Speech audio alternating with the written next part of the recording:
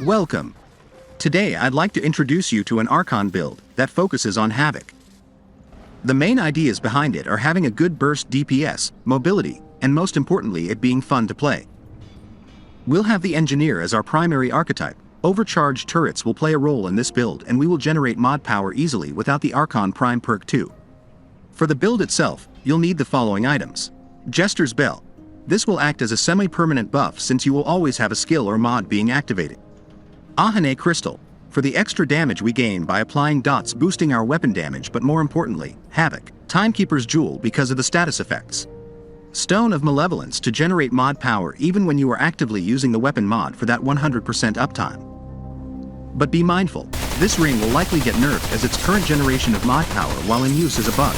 We won't know how much it will hit its effectivity. I'll write an update after the patch hits, but Burden of the Follower is a solid replacement at the cost of a minor fire rate loss. And finally, Devoured Loop. Devoured Loop will be the heart and soul of your Havoc form.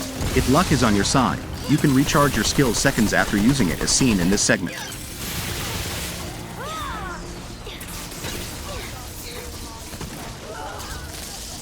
The relic is your choice, but for the relic fragments you'll want to use Mythic Ranged Crit Chance, Mythic Skill Damage, and Mythic Cast Time.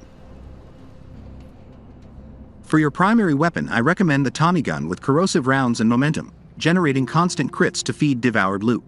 The secondary is basically a stat stick, but I prefer the Tech 22 with Overflow. Its fire rate paired with twisting rounds allows us to put our debuffs on the target quickly. For the turret I'd recommend the Vulcan. Its overcharged variant has a nice DPS when held in hand and it works okay on the ground as a supporting damage tool that can also crit to trigger Devoured Loop. On the ground, the Flamethrower can yield a better cycle DPS, but it's not just your DPS that skyrockets. Now let's test out the build on the dummy. The dummies don't hold status durations for long and they don't bleed at all, so in actual fights you will deal more damage. Nonetheless, we are already dishing out some respectable burst damage.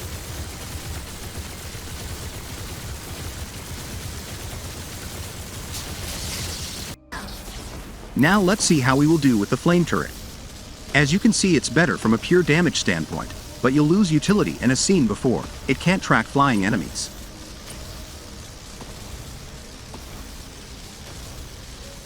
Still, not bad at all. For variant 2 of the build, or as I call it, the really fuck up your enemy's day variant, we are going to use two different rings, Burden of the Destroyer and Stone of Continuance. Let's test variant 2 in action with the Vulcan turret.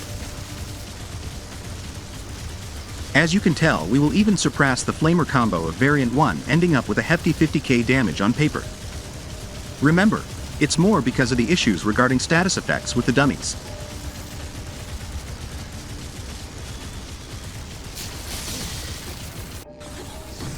Let's see with the flame turret.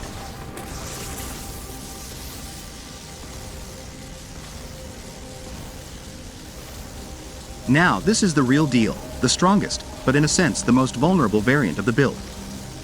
If you'd like, you can equip Devoured Loop again instead of Burden of the Destroyer to keep your cooldowns short at the cost of a minor damage falloff. Let's see it in action. This 36-second Custodian Eyes fight will give you an idea. Just remember, if your Havoc doesn't finish the boss off, you might get into a sticky situation with this variant. Make sure to apply as many status effects as you can, place down, and if you can, overcharge your turret before activating Havoc if you decided to use this combo.